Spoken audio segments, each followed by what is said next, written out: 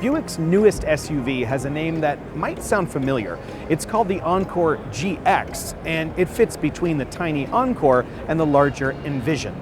And we got a chance to see it at the LA Auto Show. But even though the new GX shares part of its name with the smaller Encore, the two cars don't have much in common. In fact, the Encore GX is a totally clean sheet, fresh new design. It's powered by a choice of two turbocharged three-cylinder engines, one that's good for 137 horsepower or one that's good for 155 horsepower. Front-wheel drive and a continuously variable transmission come standard. Optional all-wheel drive comes with a 9-speed automatic transmission. The exterior design appears quite busy, with plastic cladding and swoops and ridges pressed into otherwise flat panels. On every trim level, buyers can opt for a Sport Touring appearance package. It adds some red trim accents on the grille in addition to other enhancements. The Encore GX is about 3 inches longer than the standard Encore, which translates to about 5 more cubic feet of cargo space, according to Buick.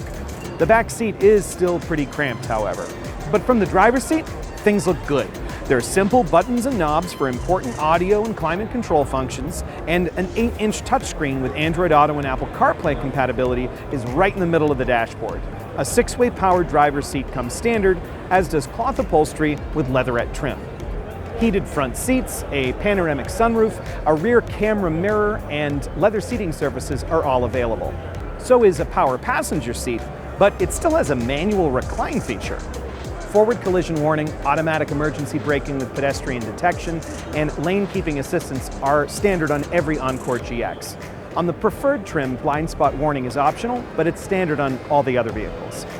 We plan to buy an Encore GX as soon as it goes on sale in early 2020, and we're especially interested in finding out just how quiet, fuel efficient, and powerful its new 3-cylinder engine is in our tests.